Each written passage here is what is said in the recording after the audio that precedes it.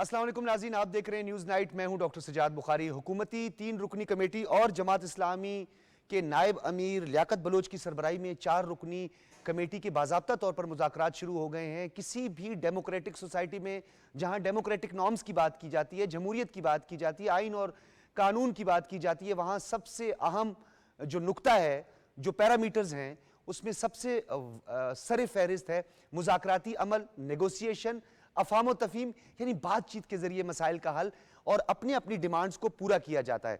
इसी हवाले से बड़ी पेशरफ्त हुई है। बाज़ाब्ता तौर पर आज मुज़ाकरात हुए हुकूमती कमेटी में वज़ीर इत्तलात और नशरियात अताउल्लाह तारड़, इंजीनियर अमीर मकाम डॉक्टर तारिक फजल चौधरी और दूसरी जानिब जमात इस्लामी के नायब अमीर लियाकत बलोच की सरबराही में 4 रुकनी जो कमेटी है, उन्होंने बाकायदा तौर पर इस हवाले से मुज़ाकरात शुरू कर दिए हैं और हुकूमत की जानिब से इस मुज़ाकरात की पेशकश की गई थी। आज कई पहलुओं को हम उजागर करेंगे। इसमें एक पहलू और भी है जो हमेशा से ट्रोलर्स का काम है, यह ट्रोलिंग की जाती है।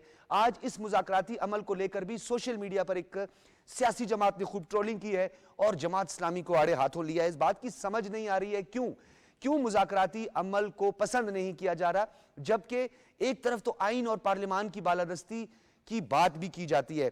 अब जो 10 मुतालबात रखे गए हैं उसमें IPPs का मामला है।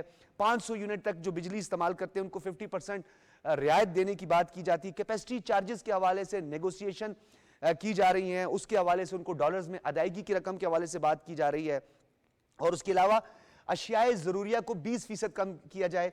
दूसरी जानिब हुकूमत ने भी कमर कस ली है और हुकूमत ने इससे पहले भी 35% यानी 35% जो इन्फ्लेशन थी उसको 12% पर लेकर आई और हुकूमत का ये इरादा है कि इसे मजीद भी कम किया जाए। लेकिन जो हमारी आज पंच लाइन होगी वो है मुज़ाकराती अमल और जमहूरियत में, यानी किसी भी प्रोटेस्ट का आखिर एक ड्रॉप सीन होता है और वो होता है टेबल टॉक के जरिए, मुज़ाकरात के जरिए। एक फ्लेक्सिबिलिटी हमें नजर आई और पाकिस्तान में एक जमहूरी तसलसल हमें नजर आया इस हवाले से, क्योंकि इसके बहुत सारे मनफी पहलुओं पर भी लोग बात कर रहे हैं, लेकिन इसकी मुस्बत पहलुओं को उजागर करना बहुत ज्यादा जरूरी है। इसी हवाले से हमने मदू किया है। अस्मा नाज अब्बासी हमारे साथ मौजूद हैं, मेंबर हैं आप सूबाई असम्बली के, आपका ताल्लुक PMLN से। अस्मा, बहुत शुक्रिया। किस तरह देख रही हैं आप, ये एक मुज़ाकराती अमल शुरू हुआ है, ये मुज़ाकराती अमल आगे बढ़ना चाहिए, दीगर जो सियासी जमातें हैं उनको भी इस तमाम तर मामलात को देखना चाहिए। सबसे पहले ये बताइए, मुज़ाकरात और अफाम तफहीम जमहूरियत के लिए और जमहूरी बका के लिए कितनी जरूरी है? बिस्मिल्लाहिर्रहमानिर्रहीम। डॉक्टर सजाद साहब, बहुत शुक्रिया कि आपने मुझे अपने प्रोग्राम में मदऊ किया।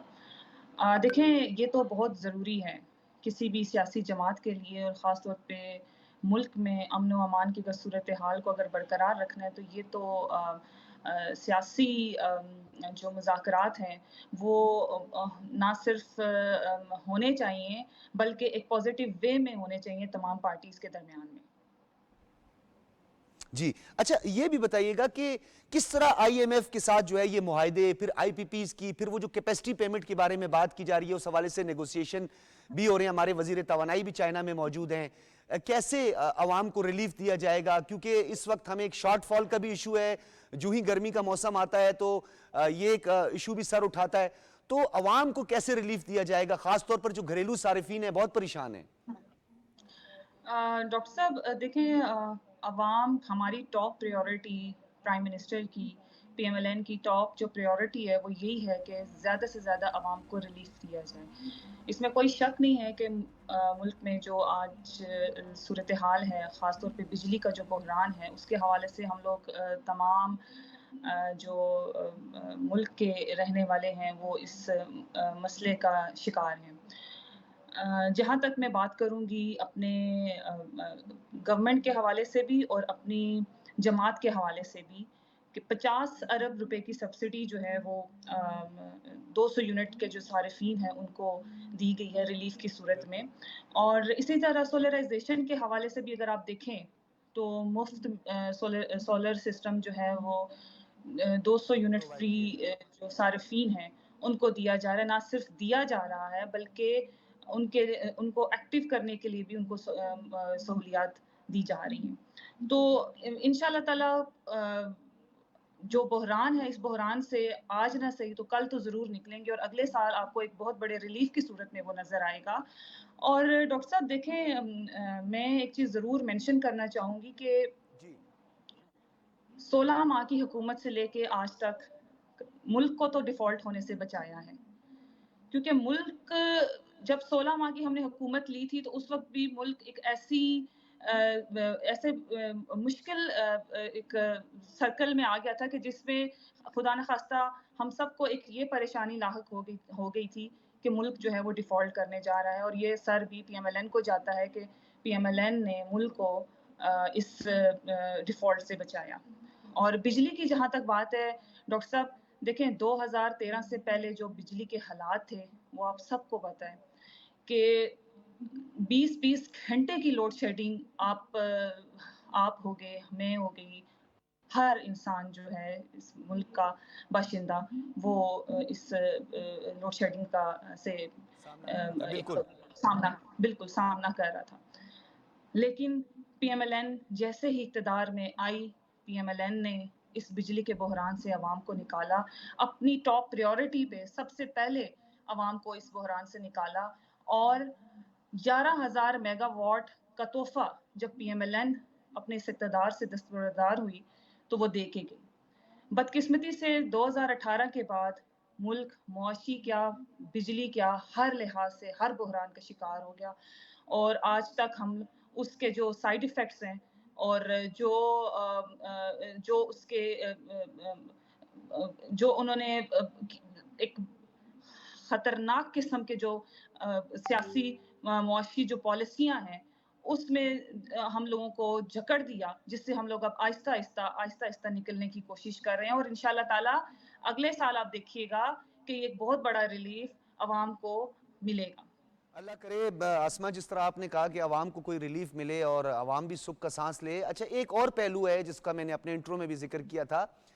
एक सियासी जमात आज जमात इस्लामी के इस मुज़ाकराती अमल को, इस जमहूरियत का हुस्न जिसे हमें कहते हैं कि टेबल टॉक के ज़रिए, बातचीत के ज़रिए मसाइल का हल तलाश किया जाता है, इस अमल को उन्होंने रद्द कर दिया है और सोशल मीडिया पर जो ट्रोल्स हैं उन्होंने वंस अगेन जमात इस्लामी पर जो है वो तनकीद करना शुरू कर दी है। इसके पीछे क्या अवामिल हो सकते हैं, क्यों उनको ये मुज़ाकराती अमल अच्छा नहीं लग रहा? डॉक्टर साहब ये सोशल मीडिया पे जो आपको नज़र आ रहा है, ये एक फ़ाशिस्ट टोला है, जो मुल्क की अमन की जो सूरत-ए-हाल है उसको डिस्टर्ब करना चाह रहा है। सियासी पार्टियों में आपस में एक एक लड़ाई और एक बहरान लेके आना चाह रहा है। मेरे ख़्याल में जमात इस्लामी जो है वो एक मैं ज़रूर ये उनकी फ़ेवर में बात करना चाहूँगी कि वो एक पुरअमन जमात है और मेरा नहीं ख़्याल है कि उसने कभी इस तरह के इंतशार से अपनी सियासत की है और इस फ़ाशिस्ट जो टोला है इससे तो देखिए सब ही इसका शिकार हैं और कोशिश यही की जा रही है कि सोशल मीडिया पे आपने देखा है कि बहुत सारी ऐसी रिस्ट्रिक्शंस भी लगाए हैं, हम लोगों ने कावानीन भी बनाए हैं और आगे भी कोशिश कर रहे हैं कि इसके ऊपर कंट्रोल किया जाए ताकि मुल्क के जो अमन की सूरत-ए-हाल है, सियासी पार्टियों की जो सूरत-ए-हाल है वो मज़ीद ख़राब ना हो। बहुत आपने अच्छा जेस्चर दिया इसमा नाज अब्बासी, आपका बहुत बहुत शुक्रिया। मेंबर सूबाई असम्बली, आपका ताल्लुक पीएमएलएन से है। जमात इस्लामी जिसका ट्रैक रिकॉर्ड बड़ा मैटर करता है नाजरीन, जिस तरह इसमा ने कहा कि हमेशा जमात इस्लामी की ये कोशिश रही है कि उन्होंने कोई बात को यानी जो अमन या जो ख़ास तौर पर मुज़ाकराती अमल है उसको अपने इस पूरे सिस्टम का हिस्सा बनाया है और उन्होंने हमेशा ना ही इंतशार की सियासत की है। हाँ, प्रोटेस्ट ज़रूर किया है, पूरे पाकिस्तान में प्रोटेस्ट किया है और हुकूमत ने भी कोई ऐसा जारियाना इकदाम नहीं दिखाया। जबकि कानून हरकत में आता है, रिट ऑफ द गवर्नमेंट बहाल की जाती है, कहीं आपको शेलिंग नज़र नहीं आई और कहीं पे भी इस जमात की जानिब से अगर आप देखें तो कोई तोड़ फोड़ नज़र नहीं आई, कोई जलाओ घेराव नज़र नहीं है। जलाओ घेराव के बगैर भी अपना लोहा मनवाया जा सकता है, अपनी डिमांड्स मनवाई जा सकती हैं। देखिए, हुकूमत भी फ्लेक्सिबिलिटी दिखा रही है और हुकूमत यकीन दहानी करवा रही है जमात इस्लामी को कि आपके जो 10 नुकात हैं हम उस पर ऑलरेडी काम कर रहे हैं, हम कैपेसिटी पेमेंट की तरफ एक नेगोशिएशन आगे से कर रहे हैं, हम अपनी कैपेसिटी को भी बढ़ाने की कोशिश कर रही हैं, हम खास तौर पर जो है प्रोडक्शन को आगे बढ़ाने की कोशिश कर रहे हैं, हम सब्सिडी दे रहे हैं, 50 अरब की सब्सिडी दी जा रही है 200 यूनिट के जो सारिफीन है। इवन के जो IMF है, जब आपकी उसकी कंडीशनैलिटीज़ की तरफ बढ़ें तो IMF तो बहुत सारी कदगन लगाता है, बहुत सारी मुश्किलात पैदा करता है। और अस्मा का ये भी कहना था कि 16 माह की हुकूमत ने भी रियासत को बचाया है, सियासत को नहीं बचाया और यही काम होता है हुकूमतों का और यही जिम्मेदारियां होती हैं कि वो अवाम की फलाह व बहबूद की बात करें, अवाम के फंडामेंटल, उनके बेसिक, उनके कॉन्स्टिट्यूशनल राइट्स का ख्याल रखें, ना कि अपनी सियासत करें। और अगर यही सिलसिला आगे बढ़ता रहा तो पाकिस्तान में जमहूरी अमल फ़रोग़ पाएगा, पार्लिमान की बालादस्ती हमें नज़र आएगी और एक डेमोक्रेटिक नॉर्म्स जो पूरी दुनिया में किसी भी डेमोक्रेटिक स्टेट के लिए बहुत ज़्यादा ज़रूरी हैं, उसका अमली मुजाहरा नज़र आएगा, जैसे आज इस मुज़ाकराती अमल में नज़र आया। डॉक्टर तारिक फजल चौधरी ने कहा कि अवाम को रिलीफ देने के लिए हम इक़दामात कर रहे हैं, रास्तों की बंदिश से मसाइल हल नहीं होंगे। और इंजीनियर अमीर मकाम भी यही कहते हैं कि हम यही चाहते हैं कि अवाम को रिलीफ मिले, अपने वसाइल में रहते हुए अवाम को रिलीफ फराम करें। और अताउल्लाह तारण ने आज जो गुफ्तगू की है उसके दौरान भी उन्होंने फौरी तौर पर जो कारकुन गिरफ्तार किए गए हैं जमात इस्लामी के, उनको रिहा करने का हुक्म दिया है। और उसके साथ साथ उन्होंने कहा कि अगले मरहले में मामलात मजीद भी खुश असलूबी से तय होंगे। ये बड़ी एक अहम डेवलपमेंट है और इस हवाले से हम गाए बगाए आपको आगाह भी करते रहेंगे। इससे पहले कि हम अपने अगले मौजू की जानिब बढ़ें, वो भी बड़ा एक अहम मौजू है और पाकिस्तान में फॉरेन डायरेक्ट इन्वेस्टमेंट और SIFC अब बड़े ज़ोरों शोरों से आगे बढ़ रही है और अपने वो 4 कंपोनेंट लिए अब उस तमाम मराहिल को अबूर करने जा रही है। एक बड़ी पॉजिटिव डेवलपमेंट हुई है वीज़ा रिजीम के हवाले से, पे हम बात करेंगे एक ब्रेक के बाद।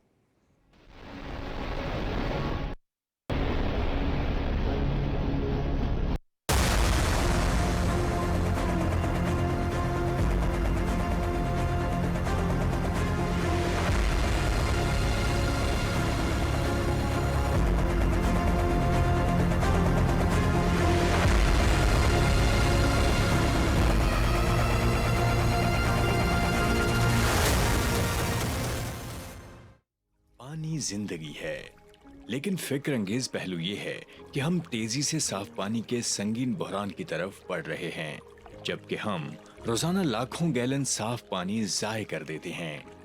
दूसरी जानिब बलूचिस्तान और अंदरूनी सिंध समेत मुल्क के मुख्तलिफ इलाकों में लोगों को पीने के साफ पानी के लिए मीलों का सफर करना पड़ता है। याद रखें, अगर आज हमने होश के नाखुन ना लिए तो 2040 तक पाकिस्तान में पीने के साफ पानी की किल्लत खतरनाक सूरत हाल इख्तियार कर सकती है। इससे पहले कि हम पानी की बूंद बूंद को तरसें, पानी के ज़िया को रोकें और जिंदगी को खतरात से बचाएं, अपने लिए, अपनी आइंदा नस्लों के लिए।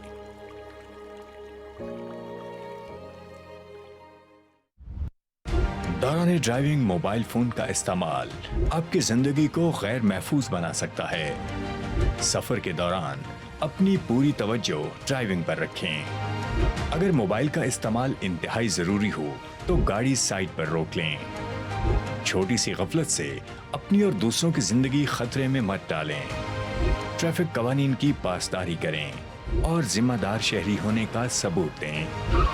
मुहतात रहें, महफूज रहें।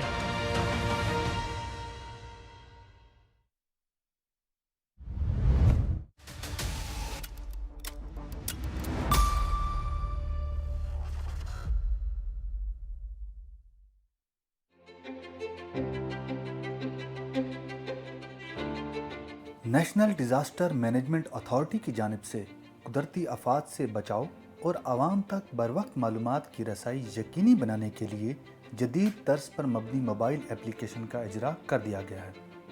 वज़ीर आज़म पाकिस्तान मोहम्मद शहबाज शरीफ के दौरे NDMA के मौका पर Pak NDMA disaster alert mobile application मुतारिफ करवाई गई। जियो टैगिंग का इस्तेमाल करते हुए ये ऐप कुदरती आफात मसलन सैलाब, लैंडस्लाइडिंग, शदीद बर्फ़बारी और दीगर हंगामी सूरत हाल के अलावा किसी भी इलाके में मौजूद मुमकिना आफात के ख़तरात की तशख़ीस, असरात और हिफाजती इक़दामात से आगाह करती है।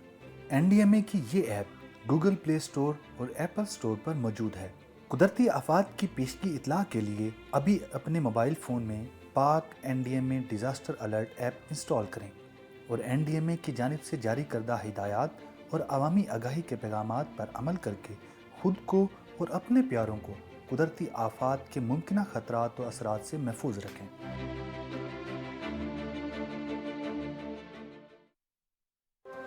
बुलंदबाला पहाड़, कश्मीर से गिलगित बल्तिस्तान तक, सब्ज़ाज़ार शजर,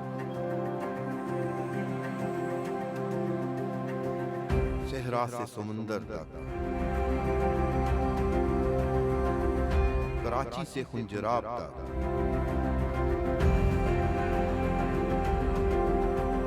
हर खित्ते की सकाफत का हुस्न बेमिसाल।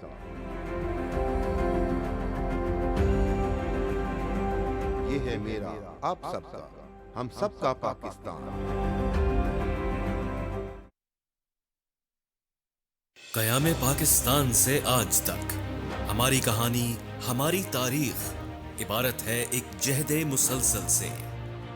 दुश्मन की मुसल्लत की गई जंगें, दहशत गर्दी का नासूर, एटमी कुव्वत बनने पर लगाई गई बंदिशें, कुदरती आफात और सियासी बदअमनी। पाकिस्तान और पाकिस्तानियों ने इन सब मुश्किलात को शिकस्त दी है, तो हम फिर क्यों ना आगे बढ़ें एक होकर।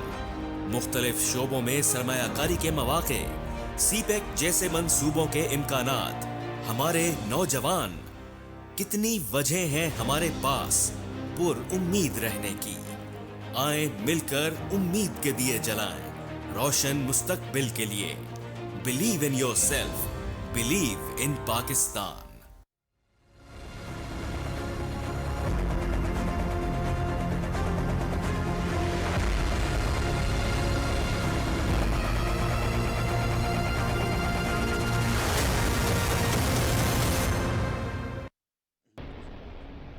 वेलकम बैक नाज़रीन। हम बात करेंगे वज़ीर आज़म की सरमायाकारों के लिए एक अपॉर्चुनिटी और वीज़ा रजीम में आसानी नज़र आई है। एक बड़ी डेवलपमेंट है और वीज़ा रजीम में नरमी इंतहाई एक मुस्बत पेशरफ्त करार दिया जा रहा है। सरमायाकारी कारोबारी सरगर्मियों में और सियाहत के फ़रोग के लिए ये इनिशिएटिव लिया गया है। 126 ममालिक के जो सरमायाकार हैं उनको 24 आवर्स के अंदर वीज़ा जारी किया जाएगा। वीज़ा ऑन अराइवल, ये भी बड़ी एक पॉजिटिव डेवलपमेंट है। खलीज ताउन कौंसिल ममालिक की कारोबारी शख्सियात के लिए पाकिस्तान में वीज़ा फ्री एंट्री की मंजूरी भी दी गई है। कराची, लाहौर, इस्लामाबाद के जो इंटरनेशनल यानी हवाई अड्डे जो हैं उस पर ई निज़ाम का निफाज किया जा रहा है। नई वीज़ा रजीम पॉलिसी में पर मुतल्लिका वजारतों की कारकर्दगी लायके तहसीन है, ये भी वज़ीर आज़म का कहना है। ये बड़ी डेवलपमेंट है।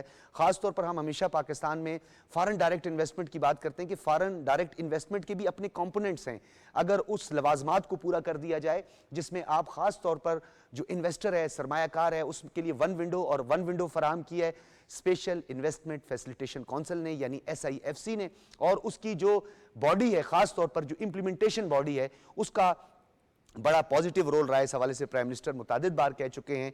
और ख़ास तौर पर इन ममालिक के ताजरों और सियाहों को वीज़ा फीस से एग्जेम्प्टेड करार दिया गया है, यानी इस्तशनाम उनको मिल गया है। उनको फ्री वीज़ा फराहम किया जाएगा और वीज़ा ऑन अराइवल यानी जो एयरपोर्ट पर पहुंचेंगे, लैंड करेंगे, उस वक्त उनको वीज़ा दिया जाएगा। ये फॉरेन डायरेक्ट इन्वेस्टमेंट के लिए बड़ा आम है। बाबर कुरैशी साहब, इस डेवलपमेंट को आप किस तरह देख रहे हैं? क्योंकि पाकिस्तान को इस वक्त सबसे ज़्यादा एक्सपोर्ट की और जो बैरूनी सरमायाकार हैं उनकी तवज्जो चाहिए पाकिस्तान में, क्योंकि पोटेंशियल यहाँ पे बहुत है, रॉ मटेरियल यहाँ पे है। तो इस इनिशिएटिव से आप क्या समझते हैं कि कितनी सरमायाकारी में इजाफा हो सकता है? अच्छा डॉक्टर साहब, देखें जो दुनिया है वो इस वक्त मुख्तलिफ एक्सपेरिमेंट्स कर रही है। अभी आप देखेंगे दुनिया के पास जो पहले कुदरती वसाइल थे वो आहिस्ता आहिस्ता ख़त्म होना शुरू हो गए।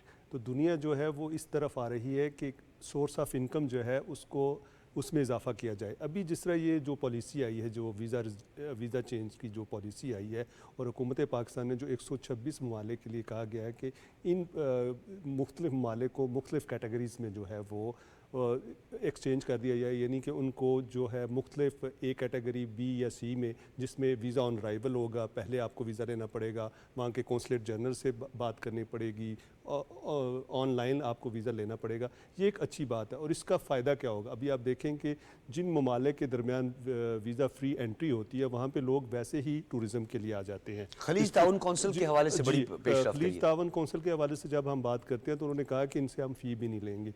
ये एक बहुत अच्छी बात है, क्योंकि जितने ममालिक हैं जो गल्फ़ से पाकिस्तान तशरीफ़ लेके आते हैं वो ज़्यादा इन्वेस्टर्स होते हैं।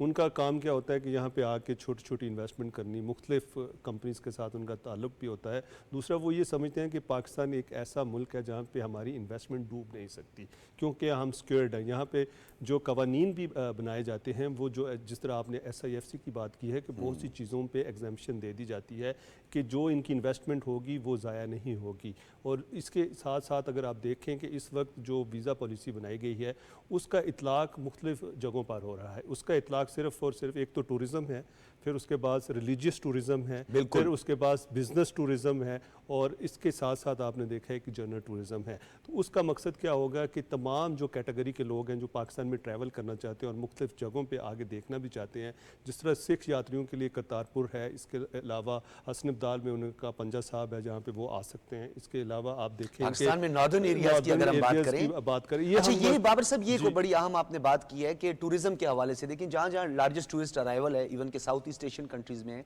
हम तो स्विट्जरलैंड तो चले एक मिसाल है, पाकिस्तान का जो नॉर्दर्न एरियाज हैं, जो सियाहती मकामात हैं, पूरी दुनिया उसकी मिसाल पेश करती है, यानी खूबसूरती में अपनी मिसाल आप है। तो अगर ख़ास तौर पर जो हमारा नेशनल डे आता है पूरी दुनिया में, आपका भी एक्सपीरियंस हुआ होगा, वो अपनी एयरलाइंस के जो टिकट्स हैं उसको भी 50% डिस्काउंट कर देते हैं, और जो टूरिस्ट होते हैं उनके लिए ज़्यादा से ज़्यादा अपॉर्चुनिटी, फिर उनका जो ख़ास तौर पर वो जो टैक्स पे करते हैं, ये जीएसटी जिसको हम कहते हैं, वो उसके काउंटर बनाए होते हैं एयरपोर्ट पर, वो भी उनको रिटर्न कर देते हैं, वापस कर देते हैं।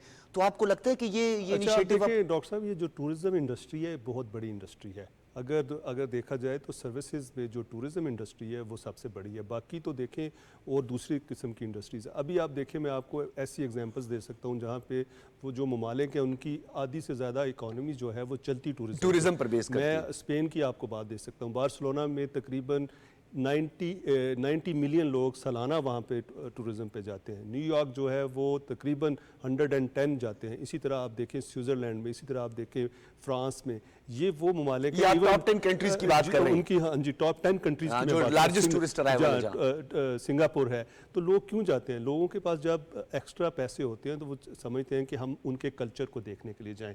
अब पाकिस्तान का कल्चर बहुत ज़्यादा रिच है, और पाकिस्तान एक ऐसी लोकेशन पे है जहाँ पे आके आप बहुत से कल्चर देख सकते हैं। एक तरफ आपके इंडिया है, एक तरफ आपके चाइना है, एक तरफ आपके अफगानिस्तान है, ईरान है। लेकिन एक और चीज़ भी आपने से बड़ी आम की कि जब टूरिस्ट यहाँ पर आता है तो फिर उसको बिजनेस के लिए अट्रैक्शन भी नजर आती है, और एक मोहतात अंदाजे के मुताबिक 5 से 10% जो सियाह होते हैं वो फिर बिजनेस की जानिब राग़िब हो जाते हैं। बिजनेस की जानिब अभी आप देखेंगे, जब भी आप अक्सर व्लॉग्स में भी देखते हैं कि बहुत से जो यूरोपियन टूरिस्ट हैं वो साइकिल पे, आपको पता है, जीबी जा रहे होते हैं, साइकिल पे या बाइक पे वो जो है आज़ाद कश्मीर जा रहे होते हैं। और हमारे पास इतना ज़्यादा टूरिज़म का जो आप देखते हैं कि वो है वैक्यूम है, अभी उसमें बहुत ज़्यादा स्पेस है, और इस स्पेस को फिल करने के लिए जो हुकूमत ने जो वीज़ा पॉलिसी लेके आ रहे हैं, आप देखिएगा डॉक्टर साहब कि हमारी सियाहत में इजाफा होगा। और एक और काम भी होना चाहिए कि जिस तरह वीज़े के लिए तो आपने काम कर दिया, हमारे जो यहाँ पे सबसे बड़ी एक जो कमी है, जो कि हुकूमत तो उसका काम नहीं है, लेकिन प्राइवेट सेक्टर को ये देखना चाहिए कि हमारे पास होटल्स की बहुत कमी है, रेस्टोरेंट्स की बहुत कमी है, और जो टूरिस्ट की बात करते हैं तो फिर हमें मोटेल्स पर ज़्यादा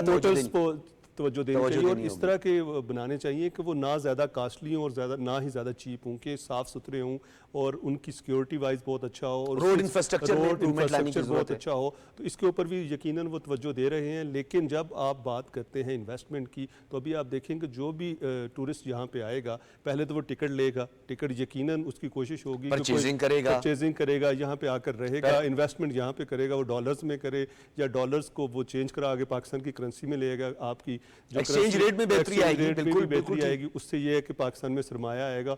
और दूसरा, जब पाकिस्तान को देखकर जाते हैं यहाँ पे, वो देखते हैं कि पाकिस्तान से अच्छी स्पेस तो कोई है ही नहीं है। यहाँ पे अगर आप प्रॉपर्टी खरीदें तो 2 साल बाद प्रॉपर्टी की प्राइस जो है वो कितनी ज़्यादा बढ़ जाती है, ये भी एक इन्वेस्टमेंट है।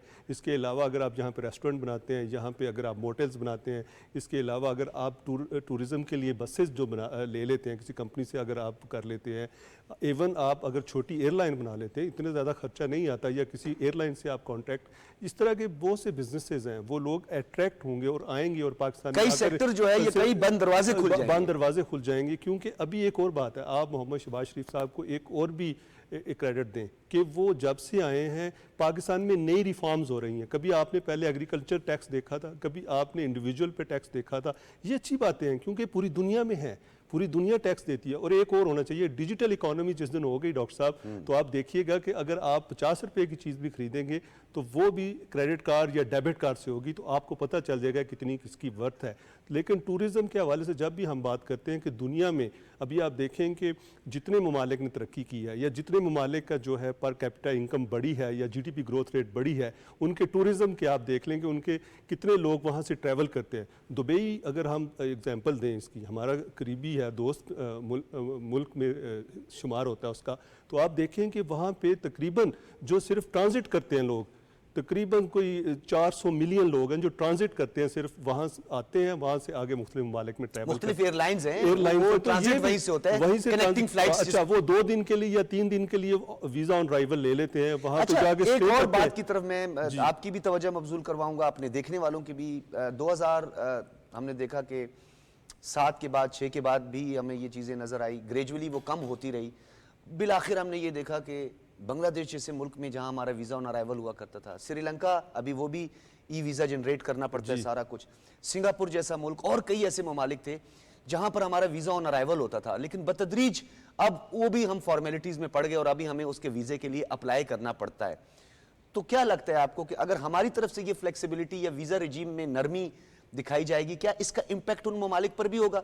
और क्या जो हमारी अपनी एयरलाइन है, क्या उसकी एक्सेस होगी उन ममालिक तक, उन एयरलाइंस तक या उन एयरपोर्ट्स तक रीच होगी जहां अभी हमारी नहीं है और बंद कर दी गई है? डॉक्टर साहब, ये आपने बहुत अच्छी बात की और ये होना भी चाहिए।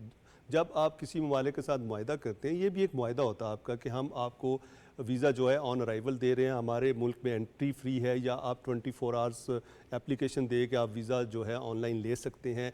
बहुत से ऐसे ममालिक हैं सर, मलेशिया, सिंगापुर, श्रीलंका, ये वो थे, बांग्लादेश, कई ममालिक में हमारा वीज़ा ऑन अराइवल था। 9/11 के बाद चूँकि सिक्योरिटी की सूरत हाल चेंज होगी और उसकी वजह से बहुत से ममालिक ने बहुत से ममालिक के ऊपर पाबंदियाँ लगा दी, और इसकी एक बुनियादी वजह ये भी थी कि सिक्योरिटी इतनी ज़्यादा थ्रेट थे कि उनको अब समझ नहीं आ रही थी कि क्या करें, तो उन्होंने जो वीज़ा है उसको सख्त कर दिया। लेकिन मैं आपको एक और एग्जांपल देना चाहता हूँ आज इस प्रोग्राम के हवाले से, कि जो आई वीज़ा था जो अमेरिकन देते थे, जर्नलिस्ट वीज़ा, तो हमारे वज़ीर दाखिला थे चौधरी निसार अली खान साहब, उन्होंने क्या किया कि उसको 3 महीने का कर दिया। वो 5 साल का वीज़ा होता था, वो अच्छा खासा तमाम जर्नलिस्ट को, एंकर्स को वो वीज़ा 5 साल का मिल जाता था और उसकी अनलिमिटेड एंट्री होती थी, वो भी इन्होंने यहाँ पे आगे ख़त्म कर दी। जब आप इस तरह के काम करेंगे तो फिर जाहिर है कि दूसरे भी जो है रेसिप्रोकेट करेंगे ना। उन्होंने भी क्या किया कि आपको 3 महीने का कर दिया। तो अब जब इन्होंने वीज़ा फ्री किया है, तो अभी आप देखिएगा कि मैं ये नहीं कहता कि हफ्ते बाद ही, आप देखिएगा कि 6 महीने के अंदर या साल के अंदर आप देखिएगा बहुत से ममालिक जो हैं वो पाकिस्तान के लिए अपना ऑन अराइवल वीज़ा कर देंगे, या 24 आवर्स आप वीज़ा ले लें, या ये बेहतरीन सफारतकारी का सोर्स है। ये बेहतरीन सफारतकारी का सोर्स है, इसमें कोई शक भी नहीं है। और ये अगर किया गया है तो इसका मतलब है कि इसके पीछे कई दिन लगे हैं। और साथ जिस तरह वज़ीर आज़म साहब ने कहा कि मैं अपनी पूरी टीम को और साथ साथ वज़ारत दाखिला ने इसके ऊपर बड़ा काम किया है, मोहसिन नकवी साहब को भी इसका क्रेडिट देना चाहिए। और ख़ासकर ये जो सारी पॉलिसीज़ बन रही हैं ये SIFC की वजह से बन रही है, क्योंकि SIFC ने 2-3 चीज़ें जो हैं उनके ऊपर फोकस किया है। माइंस एंड मिनरल्स के ऊपर किया है, टूरिज़म के ऊपर किया है, एनर्जी के ऊपर किया है, IT पे किया है। तो ये 4-5 चीज़ों के ऊपर वो बहुत ज़्यादा तवज्जो दे रहे हैं। अगर आप वीज़ा ऑन अराइवल करेंगे तो कोई भी शख्स जो है वो यहाँ पे आ सकता है। दूसरी आपने बात की एयरलाइंस की, तो जब वीज़ा ऑन अराइवल हो जाए या जहाँ भी हमारी एयरलाइन चलती है, जो भी हमारे इंटरनेशनल जो वो बेनिफिशियरी होंगे उसके, जी हाँ, सिविल एविएशन के जो भी रूल्स होते हैं उसके मुताबिक हमारी एयरलाइन कहीं भी जा सकती है। वो उसके इससे पहले आपने देखा है कि सबसे ज़्यादा जो डेस्टिनेशन थे दुनिया में वो आपके PIA के पास थे, लेकिन वो तो चूंकि श्रिंक होती गई, मैं जाता रहा हूं कई ममालिक में, और हमारी तो कनेक्टिंग फ्लाइट्स भी हुआ करती थी, डोमेस्टिक फ्लाइट्स। आज भी अगर आप देखें कि अगर डायरेक्ट जो फ्लाइट्स चलती थी यूरोप के लिए, न्यूयॉर्क के लिए या लंदन के लिए, या आप देखते हैं कि जापान के लिए, चाइना के लिए, उसमें तो आपको सीट्स नहीं मिलती थी। तो इसलिए ये बात ये है कि हमारे, और दूसरा ये है कि हमारी आबादी 25 करोड़ है, 24 करोड़ जो है वो आप डॉक्यूमेंटेड है, तो 1 करोड़ ज़्यादा लगा ले, तो वो जो 25 करोड़ की आबादी वाला मुल्क, तो उसमें कितने के ट्रैवलर्स होंगे। आप देख सकते हैं कि कितनी सालाना ट्रैवलिंग होती हैं। तो इसलिए टूरिज़म तो जो है, अगर हमारे लोग बाहर जाएंगे तो अगर वही फैसिलिटीज़ यहाँ पे हों तो वो लोग जो हैं वो यूरोप की बजाय नॉर्दर्न एरिया जाना पसंद करेंगे, वो कश्मीर में जाना पसंद करेंगे। जी हाँ, अभी आप देखें कराची में हमारे पास पूरा सी है, और कराची में सी के ऊपर अगर हम बहुत अच्छी फैसिलिटीज़ कर लें तो बहुत से लोग जो है समंदर देखने, यानी आपकी बातों से बाबर गोरसी साहब ये अखज़ किया जा सकता है। बहुत शुक्रिया आपकी तशरीफ़ आवरी का, और ख़ासतौर पर ये बड़ा एक अहम सेगमेंट था जिसके लिए हमने आपको मदऊ किया। और नाज़रीन, ये बात बाबर गोरसी साहब ने इंतहाई अहम की है कि हम जब टूरिस्ट के लिए अपॉर्चुनिटीज़ लाएंगे तो उससे बहुत सारे सेक्टर्स जो हैं वो बंद सेक्टर्स जो हैं वो खुल जाएंगे, अपॉर्चुनिटीज़ बढ़ती रहेंगी। क्योंकि जो पाकिस्तान में पेरिशेबल नॉन पेरिशेबल आइटम्स हैं उसकी खरीदो फरोख्त में इजाफा होगा। उसके साथ साथ जो मोटेल्स खोल कर बैठे हुए हैं इस वक्त लोग, जो मकामी नॉर्दर्न एरियाज़ में लोग हैं, जो छोटी छोटी तहसीलों में अपनी छोटी छोटी शॉप्स बना के बैठे हुए हैं, उन्हें फ़ायदा होगा। हाँ, ये ज़रूरी है कि इंफ्रास्ट्रक्चर को डेवलप करना होगा और ऑपरेशन इस्तेहकाम पाकिस्तान और जो सिक्योरिटी फोर्सेस की जानिब से ये ऑपरेशंस किए गए हैं, इसमें आवाम को ताउन करना होगा ताकि जो हमारे यहाँ टूरिस्ट आए तो वो अमन महसूस करे। जब अमन नहीं होगा तो टूरिज्म का फरोग भी नहीं होगा। जब अमन नहीं होगा और दहशतगर्दी जैसी लानत का हमें सामना होगा तो पाकिस्तान में कोई सरमायाकारी भी नहीं करेगा। ये हमने जरूर सोचना है कि दहशतगर्दी की लानत के खात्मे के लिए जो किरदार अदा कर रहे हैं, उनके खिलाफ प्रोपेगेंडा करने वाला क्या चाहता है, क्या उसकी इंटेंशन है। क्या वो पाकिस्तान में टूरिज्म को फरोग देना चाहता है, क्या वो पाकिस्तान में फॉरेन डायरेक्ट इन्वेस्टमेंट लाना चाहता है, या उसका एजेंडा कुछ और है। एक ब्रेक के बाद पाकिस्तान में मईशत के हवाले से जो माशी अहदाफ का तयन किया गया हुकूमत की जानिब से, उस पर बात करेंगे एक ब्रेक के बाद।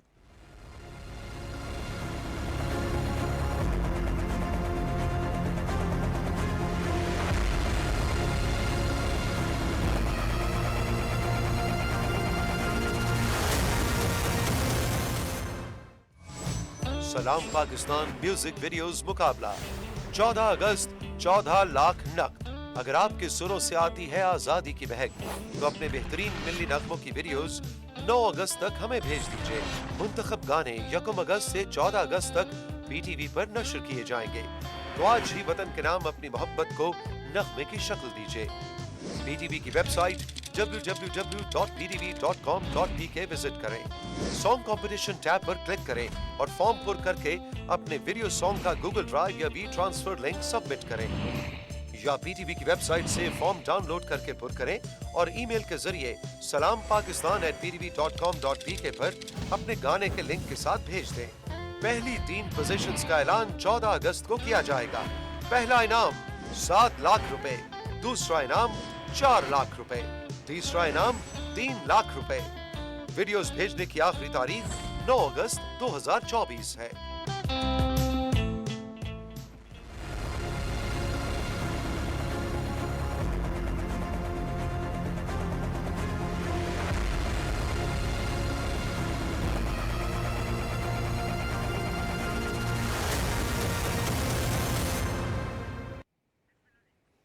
वेलकम बैक नाज़रीन। हम बात करेंगे माशी आदाफ के हवाले से और IMF आलमी मालियाती फ़ंड की जानिब से जो मुश्किलात का सामना है, पाकिस्तान का जो इकनॉमिक स्ट्रक्चर है उसके लिए जो मुश्किलात हैं उसे ज़ेर बहस लाएंगे। लेकिन वफाकी वज़ीर ख़जाना मोहम्मद औरंगज़ेब ने आज इस्लामाबाद में बड़ी एक अहम न्यूज़ कॉन्फ्रेंस की है, जिसमें नॉन फाइलर्स और फाइलर्स के हवाले से भी उन्होंने बात की है। चीन के साथ जो तवानाई है उस पर तफसीली उन्होंने बात की और अब भी ये सिलसिला जारी है। हमारे वज़ीर तवानाई भी वहाँ पे मौजूद हैं। इस दौरे में जो पांडा बांड और कोल पावर प्लांट्स को मकामी कोयले पर मुंतकिली की बात भी होगी। नॉन फाइलर के हवाले से कहा है कि उनका पूरा लाइफ स्टाइल का हमें पता है, इससे पहले उनकी क्या एक्टिविटीज़ रहेंगी, उनका सारा डाटा हमारे पास मौजूद है।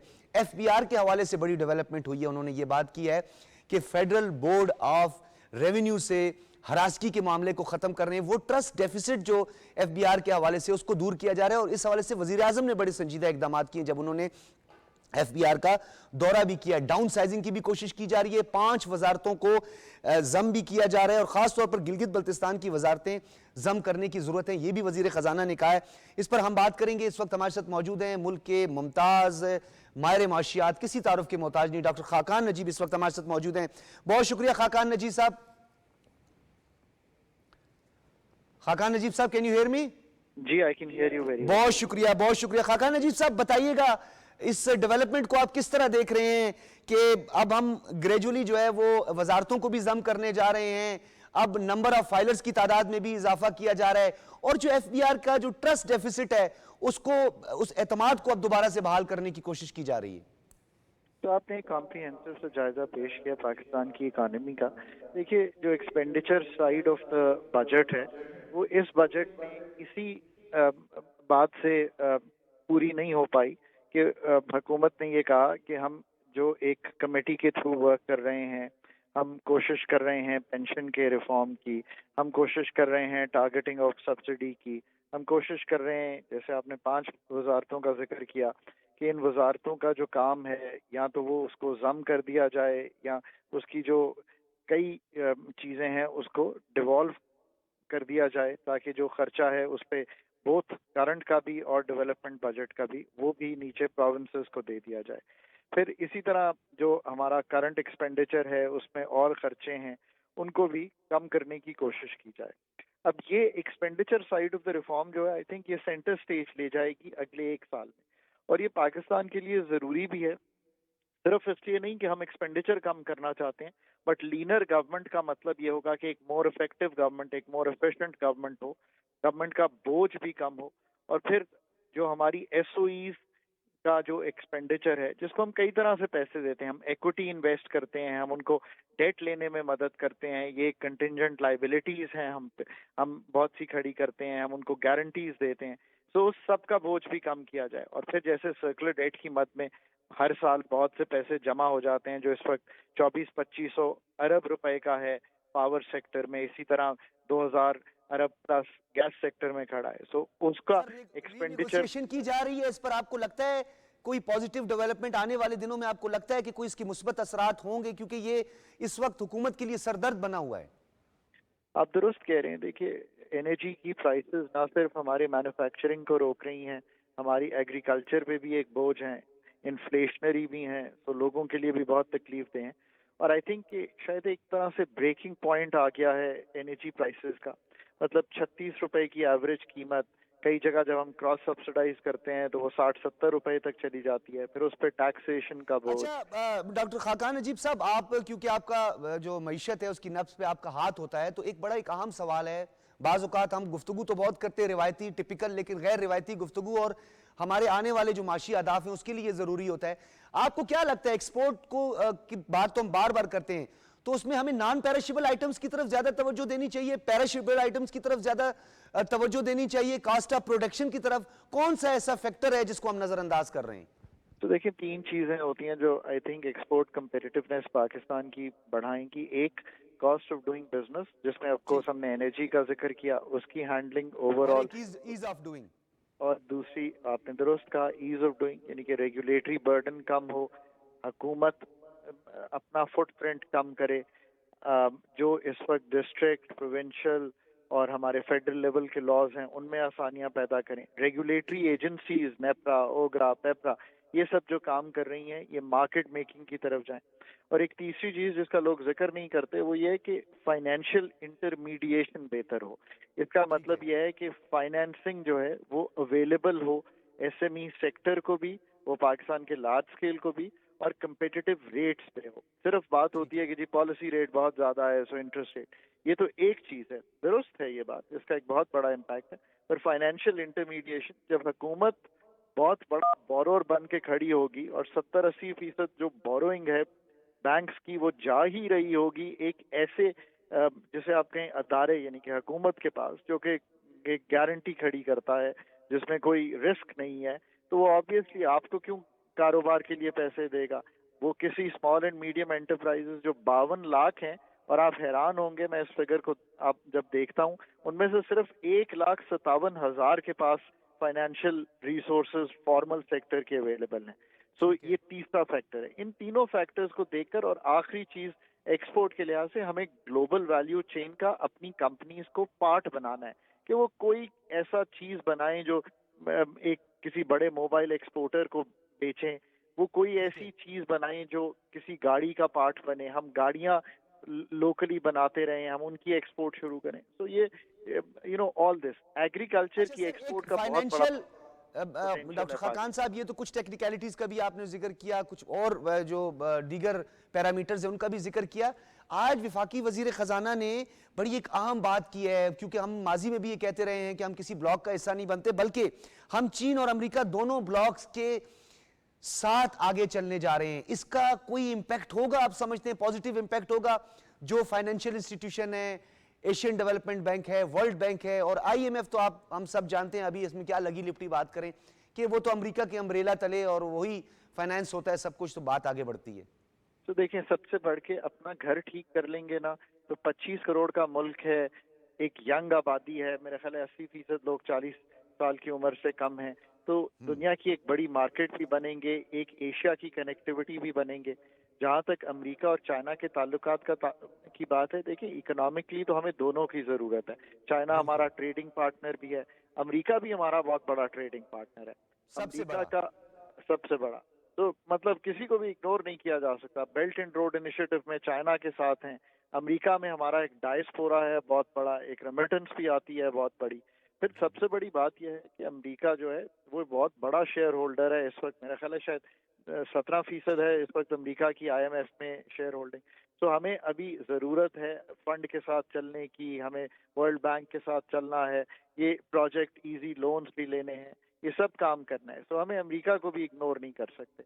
और जी जो बहुत पॉलिटिक्स शुक्रिया डॉक्टर साहब, बहुत शुक्रिया। डॉक्टर खाकान नजीब साहब हमारे साथ मौजूद थे, मुल्क के मुमताज़ माहिर माशियात। हम इग्नोर किसी को नहीं कर सकते, उनका कहना था हमें चीन के साथ भी चलना है, हमें अमेरिका के साथ भी चलना है, हमें तमाम ममालिक के साथ अपनी सफारतकारी को बढ़ाना है। और नाज़रीन, इसी हवाले से एक डेवलपमेंट थी, उसका मैं आपको ज़रूर जिक्र करूँगा, क्योंकि हमारी जो कुछ शॉर्ट स्टोरीज़ होती हैं उसमें इसका जिक्र करना भी बहुत ज़्यादा ज़रूरी है, क्योंकि आज वफाकी वज़ीर ख़जाना की एक तरफ तो ये प्रेस कॉन्फ्रेंस बड़ी अहम थी, दूसरी जानिब एक और बड़ी पॉजिटिव डेवलपमेंट हुई है। हंगरी के वज़ीर आज़म ने भी पाकिस्तान को आने वाले दिनों में आलमी ताकतों में से एक ताकत करार दिया है कि चंद सालों बाद पाकिस्तान, इंडोनेशिया और चीन भी आलमी ताकतों का हिस्सा बनने जा रही हैं। ये पाकिस्तान के इकोनॉमिक इंडिकेटर्स की वजह से, ये पाकिस्तान में दहशतगर्दी के खात्मे के लिए जो जो इनिशिएटिव्स लिए जा रहे हैं, या जो अफ़वाम व तफ़हीम का अमल आगे बढ़ रहा है, ये उसके मरूने मिन्नत है। और यही वजह है कि अब पूरी दुनिया भी इस हवाले से बात कर रही है। और उसके बाद हम बात करेंगे, क्योंकि हम दहशतगर्दी के हवाले से भी पहले बात कर रहे थे,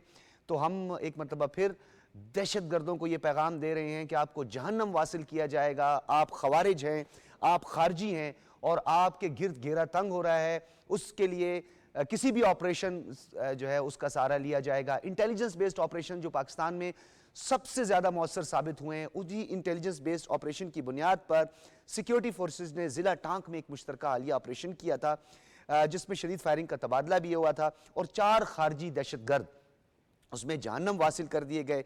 मारे गए दहशतगर्दों से असला और गोला बारूद भी जो है वो बरामद हुआ है। मासूम शहरियों को उनकी टारगेट किलिंग अगवा बराए तावान में ये मुलविस पाए गए हैं। वज़ीर आज़म मोहम्मद शहबाज शरीफ ने इस कामयाब ऑपरेशन पर सिक्योरिटी फोर्सेस को खराज तहसीन पेश किया है, उनकी बहादुरी का जो उन्होंने मुजाहरा किया है इन खारजियों को जहन्नम वासिल करने के लिए। और दूसरी जानिब आपको एक और भी जो सबसे अहम नुक्ता है इस दहशतगर्दी के हवाले से, पाकिस्तान बारहा सिफारती तौर पर भी पैगाम भेज चुका है, बार बार कह रहा है कि तालिबान जब से इक़्तिदार में आए हैं, इस्लामी रियासत खुरासान और TTP जो है मजीद फ़ाल हुई है। क्यों, इस पर हम बात करेंगे। सलमा मलिक साहिबा इस वक्त हमारे साथ मौजूद हैं, किसी तारुफ की मोहताज नहीं है, माहिर हैं बैनुल अक़वामी उमूर की।